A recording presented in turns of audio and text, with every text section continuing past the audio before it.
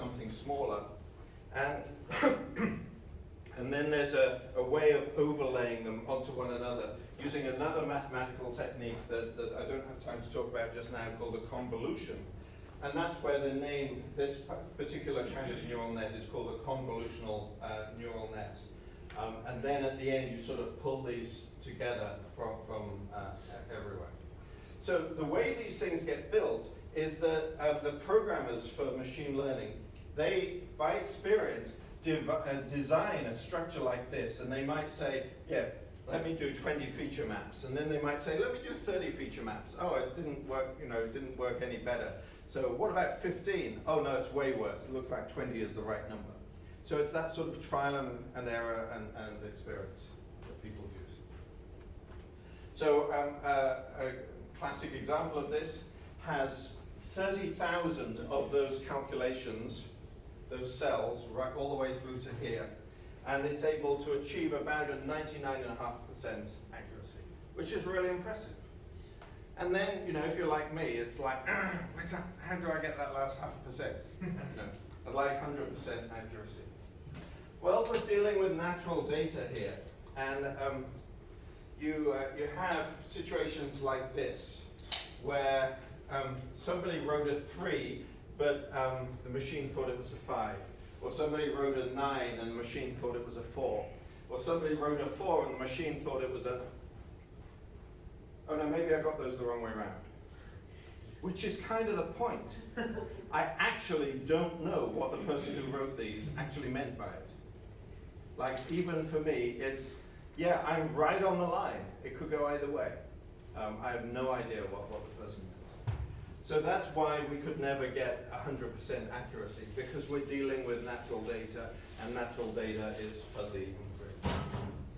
Nonetheless, they're stunning. When you take one of those convolutional neural nets that we were just talking about, and then there's a variant called a recurrent neural net, it could take an image like this and come up with a caption like that. A group of people shopping at an outdoor market. There are many vegetables at the fruit stand. And I'm blown away.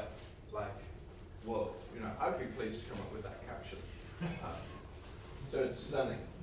And what actually is going on is that the convolutional net is actually producing a set of words in no known language, but a sort of notion that has been developed sort of by some element of randomness and training. It's sort of separated all of these things.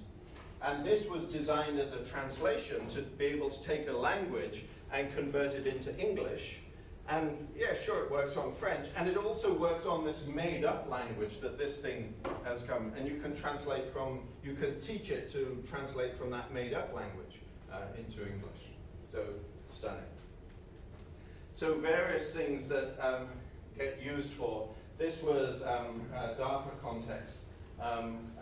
When ISIS was strong, they used to lure lots of people from Europe in particular to come and participate through their social media campaigns, where they would find vulnerable people and sort of leverage aspects about their situation and pull them into northern Iraq and places like that, and then essentially have them in slavery and have their families in slavery and so on. And so one of the things that we were trying to do in the Obama administration is how do we put tools in the hands of people who want to notice that these influence activities are going on, so that they can intervene and be able to tell somebody, look, you're being misled, you're being drawn away. So that's really tricky. I mean, how do you write rules for that? You can't write rules for that, but with enough examples, you can start to discover. How many radios are there in this room? Well, I have 7 here. There's a lot of radios, and they're all fighting for electromagnetic spectrum. And the electromagnetic spectrum is getting pretty full. And after a certain point, what we need to have is things that will notice that there's a little bit of spare spectrum here. I'm going to shift to that until that starts to get crowded and be able to move around. And so there's some really powerful techniques to be able to make the best use that we can of the electromagnetic spectrum using this kind of techniques. I'll talk about one more. We were doing a lot of work at DARPA in if somebody had lost an arm, for example, can you put an artificial arm on them and have it controlled directly from their brain?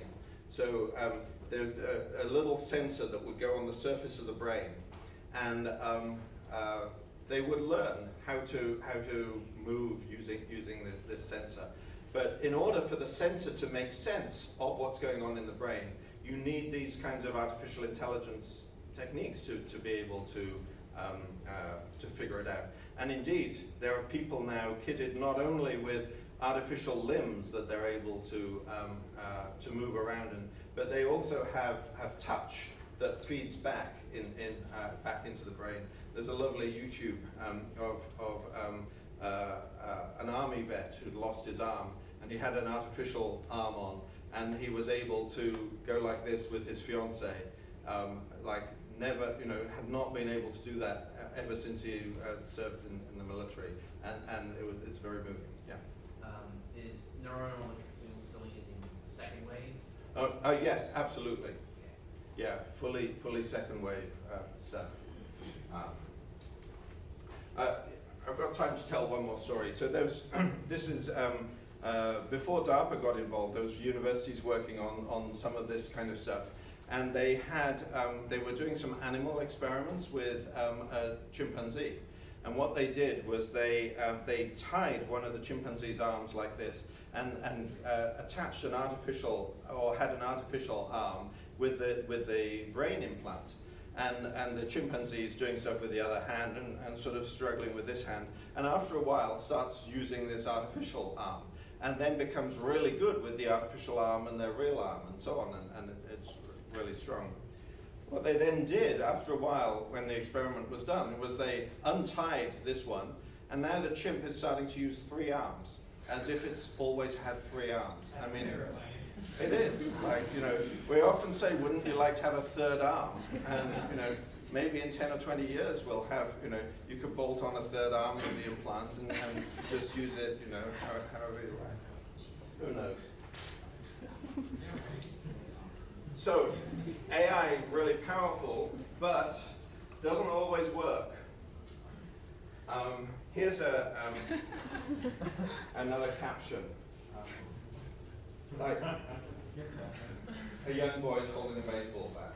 So these techniques, they're statistical techniques, and they are statistically unbelievably good, really impressive. But on any individual case, you can't count on them. And that can be something of a problem. Statistically impressive, individually unreliable. I mean, you look at this and you think, like, who would come up with that? There's no human being that would come up with that. And I don't know if you had this experience with Siri or Alexa or any of those others. Like, I love Siri, but sometimes it's as dumb as a rock, And how do you actually get over that hump and have something worthwhile? Here's another problem. When you start getting people attacking some of these systems, you could take this thing. This is a panda. There's a network that identified with high probability this was a panda. If you add to this image this little distortion pattern to make this image, like, to me, this image looks exactly the same as that image, right? To the neural net, they look completely different. That one is a gibbon, 99% sure. And the problem is, what you've done is you've messed with the way that it teases the manifolds apart in such a way that using the same process, it ends up on the other side of the boundary for like trivial reasons that look just like a pattern. It gets a little worse than that. If you just know the structure of the underlying neural net, you can come up with one of these patterns that will be hugely damaging. So there's a neural net, this kind of dog, a Christmas stocking, a deer hound, a ski mask. But if you come up with this pattern, so this was in GoogleNet, come up with this pattern and apply it to the images that the GoogleNet was trying to characterize. This is now wool, that's an Indian elephant, that's an Indian elephant as well, and there's an African grey at the end. So the same pattern just messes everything up. And the issue is this pattern was calculated by the manifold separations that this thing is going to be doing. Here's another issue. There was some really interesting work, again using second wave, this is all second wave techniques, being able to use Twitter to tell whether malware is coming. So malware got released into the wild, and then people start noticing that their computers crash or something strange is happening, and they report it on Twitter. And then it's a couple of days later, maybe a week, maybe even a month later, that companies like Symantec have realized that, oh no, there's something serious going on here, let's put an alert out. And so from the tweets, you can tell ahead of where you start actually doing the decision, significantly ahead, you can get an early warning. And the median was 2 days ahead of the semantic signatures. However, the adversaries, and this was done in the wild, this is like real stuff that's coming, you know, the Nigerian princess or whatever. The real stuff that's coming was being handled in this way, the real malware, ransomware, those kinds of things. The adversaries noticed that this was starting to get deployed, and so what they then started to do was mess this sequence of Twitter stuff. So they realized that the Twitter feed was being used in a particular way, and so they started copying the Twitter feed and using it and sending it similar kinds of things out in settings where there wasn't an issue. And that now messed up the signal so much that the thing, from a very high precision, it was just a 1 in 4 precision. And it completely destroyed it. Here's another second wave technique. This one is, we're going to train this quadcopter as to how to navigate this environment. So it knows the basic thing about how to keep itself level. But there's actually two here. I've got two images superimposed over each other. And one of them is one that, when it gets into a dangerous situation, notices that was a dangerous situation, I'm going to back off and only cautiously come into it. And the other one just says, no, I'm going to keep exploring. So there's certain randomness and so on as they move around. So this down here is a fan. And a fan turns out to be dangerous for a quadcopter, as you might imagine. And they come down and the fan starts to blow them, and the one of them realizes, oh, that's a dangerous situation, I need to get out of that dangerous situation. The other one was just trying to learn the best way to fly, and it ended up banging on the ground and so on. So by tuning what you are trying to train for, you can take into account things like safety criteria and so on. And as we start to get more and more autonomous vehicles, we will need to have that sort of capability built into the way we tune. Does anyone remember the Tay-bot that Microsoft had? A couple of you. The Tay-bot, apparently it had been running for months, just quite successfully in China and Japan and places like that. And then they brought it into the US, and within a day, it was starting to say things like this, because people decided that they were going to mess with it. And if you know, if as a user of one of these systems, you know the kind of technology behind it, you can exploit that and mess with it. And so then it was able, it had to be brought out. So whenever you've got things that have online training that are continuing to learn, if somebody interferes with that data that's coming at them, then I call it maladaptation. So one of the things that we would like to do to be able to, I